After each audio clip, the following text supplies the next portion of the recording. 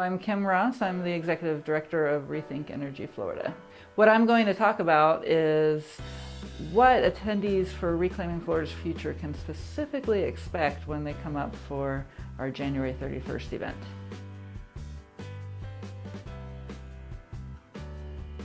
So when they get to the event, the first thing that they're going to want to do is check in with our team at registration, pick up the information that they need to get, pick up their packets. They'll find out their final list of meetings to attend, and they'll find out who their legislative guide captain is.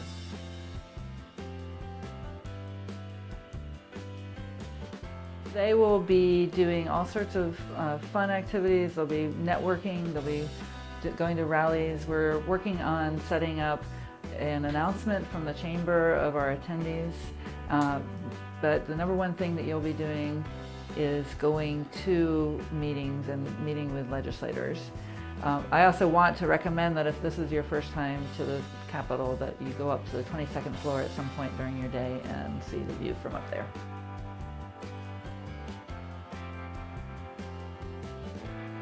Yes, attendees absolutely will be visiting legislators. Hopefully you'll be able to visit with your legislator or their staff, and we're going to make sure that you at least do a drop-by with them.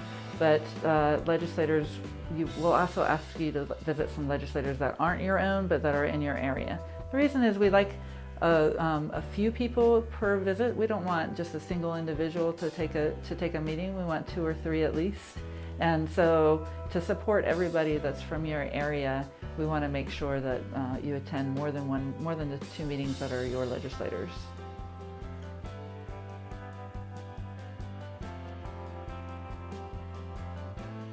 So if an attendee's legislator can't meet with them, then we're going to try and set up a meeting with the staffer. Meeting with a staffer can be as good or even better sometimes than meeting with a legislator. That's great. If they still can't meet you, we're going to ask you to do something called a drop-by.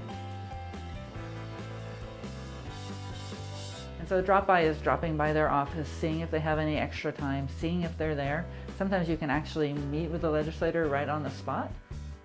When you do a drop-by, we're going to have a small handout that you'll be able to hand them that tells them the issues, but we'll ask you to please write a personal note on that handout for you to leave so that they understand why this issue and why these issues, energy and environment, are important to you. We'll ask you to write that. We'll ask you to only do drop-bys at your legislators. You don't need to drop by everybody from your area, just your 2 legislators, and we'll make sure you know who they are before you go out on your day.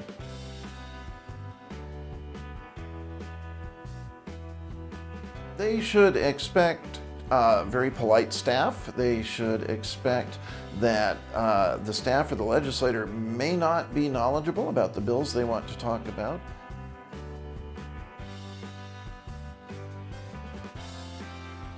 One thing to remember about the relationship with legislators and aides and who it is that you're going to visit is it's good for you to be able to visit either one.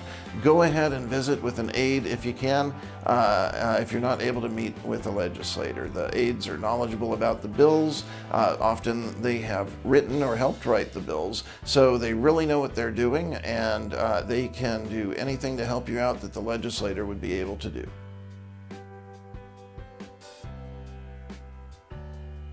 Be nice, be brief, and be personal. Obviously being nice gets everyone a little bit further in life. Being brief means the legislator knows that you are respecting their time, and they should respect your time. But be personal. They want to hear from their constituents actual personal stories about how legislation affects them. That's what can move them to vote, is knowing that their constituents have traveled all the way to Tallahassee to personally speak about this issue because it affects them.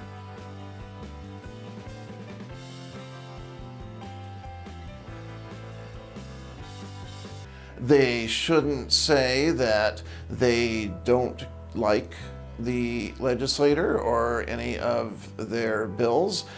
They want to have a friendly conversation with the legislator or their aide. So they should avoid conflict by all means. The idea is to walk in there and get something accomplished. Bringing up conflict is not going to help get that accomplished.